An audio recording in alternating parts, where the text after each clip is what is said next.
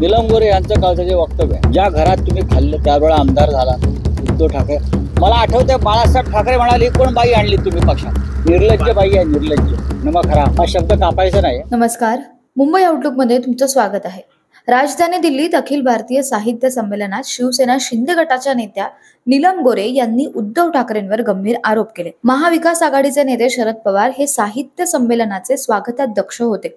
यावेळी शिंदेच्या सेनेच्या नेत्या नीलम गोरे यांनी दिल्लीत मराठी साहित्य संमेलनातील असे घडलो आम्ही ह्या कार्यक्रमात शिवसेना ठाकरे गटात 2 मर्सिडीज दिल्या की 1 पद मिळायचं असा गंभीर आरोप त्यावेळी त्यांनी केला. या आरोपानंतर ठाकरे गटाचे नेते संजय राऊत यांनी थेट अखिल भारतीय मराठी साहित्य महामंडळाच्या अध्यक्षा उषा तांबे यांना पत्र लिहिलं. सोबतच आज त्यांनी माध्यमांशी संवाद साधत कठोर शब्दात संतप्त प्रतिक्रिया देखील दिली. निर्लज्ज बाई आहे, निर्लज्ज. नमक हराम हा शब्द कापायचा नाही. निर्लज्ज हा अनपार्लिमेंटरी शब्द नाहीये. नमक हराम हा अनपार्लिमेंटरी शब्द नाहीये. ते तुम्ही ते फुल्या बिल्या दाखवता ना, काय बिग बिग का म्हणतात ते, एक लक्षात घ्या. साहित्य संमेलन, अखिल भारतीय मराठी साहित्य संमेलन, तिथे साहित्य विषयक, मराठी संस्कृती, मराठी भाषा, मराठी माणूस विस्तार या संदर्भात चर्चा केली पाहिजे आणि चर्चा व्हायला पाहिजे. पण राजकीय चिखलफेक, महाराष्ट्रातल्या प्रमुख नेत्यांवर चिखल फेकण्यासाठी साहित्य संमेलन तुम्ही भरवलं का दिल्लीत, देशाच्या राजधानीत? काय हे जे साहित्य महामंडळ आहे, ज्यांच्याकडे जे खंडण्या घेऊन हे संमेलन भरवत आहेत, आय रिपीट, साहित्य महामंडळ, मराठी साहित्य महामंडळ, म्हणजे सरकारनं 2 कोटी रुपये दिले की त्यातले 25 लाख काढून घ्यायचे खंडणी म्हणून आणि संमेलन भरवायला परवानगी द्यायचं काम करतात. कार्यक्रम ठरवतात हे महामंडळ आणि आयोजक जे असतात हे सतरंजा उचलायला असतात. कार्यक्रम जे आहेत ना, कार्यक्रम पत्रिकेवर ते उषा तांबेंनी ठरवले, ज्यांचे पतिराज हे महाराष्ट्राचे PWD सेक्रेटरी होते. सगळ्यात भ्रष्ट खातं हे मराठी भाषेवरती, राजकारणावरती कार्यक्रम ठरवणार. नीलम गोरे यांचं कालचं जे वक्तव्य आहे ही त्यांची विकृती आहे. त्यांनी काय विधान केलं वगैरे सोडून द्यावं. ज्या घरात तुम्ही खाल्लं त्यावेळेला आमदार झाला उद्धव ठाकरे. मला आठवतंय बाळासाहेब ठाकरे म्हणाले, कोण बाई आणली तुम्ही पक्षामध्ये? सुरुवातीला हिंदू हृदय सम्राट बाळासाहेब ठाकरेंनी प्रश्न केला, हे कुठलं ध्यान आणलंय पक्षात बाहेरचं आपल्याला शिव्या घालणार आयुष्यभर? तरी आता काही लोकांच्या मर्जी खातर त्या आल्या गेल्या, 4 वेळा आमदार झाल्या आणि जाताना ताटामध्ये घाण करून गेल्या. या बाईंचं कर्तृत्व काय विधान परिषदेतलं हे जर समजून घ्यायचं असेल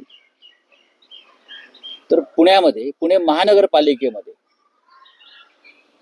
आमचे गटनेते होते अशोक हरनाळ म्हणून, त्यांची मुलाखत घ्या जाऊन. त्यांच्याकडून धमक्या देऊन हे जेव्हा पुण्याचं प्लॅनिंग DP सुरू होतं तेव्हा कोणाकोणाच्या नावावर या बाईंनी कोट्यावधी रुपये गोळा केले. गटनेते अशोक हरनाळ, जा त्यांची मुलाखत घ्या, मग हे मर्सिडीज प्रकरण काय आहे त्यांना कळेल. आमचे नाशिकला माजी महापौर आणि शिवसेनेचे आमचे स्थानिक नेते आहेत विनायक पांडे, त्यांना उमेदवारी देण्यासाठी शिवसेनेची या बाईने किती पैसे घेतले होते जाऊन त्यांनाच विचारा, विनायक पांडेला. मी रेकॉर्डवर सांगतोय ते प्रकरण काय झालं आम्हाला माहिती आहे. विनायक पांडेने पैसे कसे वसूल केले या बाईकडून नंतर हे पण विनायक पांड्यांची, अशोक हरनाळ यांची मुलाखत घ्या. अजून तुम्हाला काही नावं देईन 2 दिवसांनी. माझं एवढंच म्हणणं आहे, तुम्ही कोणावर थुंकताय? मातोश्रीवर? तुमची लायकी नसताना 4 वेळा काय तुमचं कर्तृत्व होतं? माझ्या कर्तृत्वावरती मला बाळासाहेबांनी आमदार, तुम्हाला बाळासाहेबांनी आमदार केलं नाही. मी परत सांगतो, अशा घाणेरड्या लोकांना बाळासाहेब आमदार करत नाही. एक संस्कार, एक संस्कृती असते. आम्ही गेलो, सोडून गेलो, दूर झालो, काही कारण असतील तुमची. तुम्ही अशा प्रकारे विधान करता मातोश्रीच्या बाबतीत, शिवसेना पक्षप्रमुखांच्या बाबतीत, ज्यांनी तुम्हाला 4 वेळा आमदार केलं, ज्यांनी तुम्हाला 4 वेळा आमदार केलं, उपसभापती केलं, म्हणून तुमचा रुबाब आहे ना. मुळात साहित्य म्हणजे मराठी साहित्य महामंडळ आहे, त्याने माफी मागायला पाहिजे. ज्या कोणी त्या उषा तांबे वगैरे बाई आहेत ना, त्या कोणात मला माहित नाही, त्यांचं काय साहित्यातलं योगदान मला माहित नाही. हे साहित्य संमेलन भरवणार, मराठीचं उद्घोष करणार. आतापर्यंत आम्ही या विषयावर कधी बोललो नव्हतो. मराठी भाषेचा आणि मराठी साहित्याचा विषय, साहित्य आम्हाला कळतं, आम्ही लिहिणारी माणसं आहोत. पण तुम्ही नीलम गोरेच्या बाबतीत आता जो शब्द वापरला, त्या महिला आहेत आणि त्या महिला असल्या म्हणून काय झालं, सभापती आहे, मग काय झालं? तुमच्यावर हक्कभंगही येऊ शकतो. 10 हक्कभंग आणा हो. मी आता विधानसभा चालू आहे का, मला सांगू नका. मी नीलम गोरे या व्यक्तीवर बोललो आहे. काल ती उपसभापती म्हणून बोलली का उद्धव साहेबांविषयी, सभागृहातला विषय का? मला तुम्ही नियम सांगू नका. मी 24 वर्ष राज्यसभेत आहे, मला विधानसभा त्यांच्या आधीपासून माहिती आहे. कसला हक्कभंग? खरं म्हणजे महाराष्ट्राने या बाईवरती हक्कभंग आणला पाहिजे. विश्वासघातकी बाई, काय तिला कमी केलं होतं द्यायला माननीय उद्धव साहेबांनी? हक्कभंग वगैरे मला धमक्या देऊ नका हो.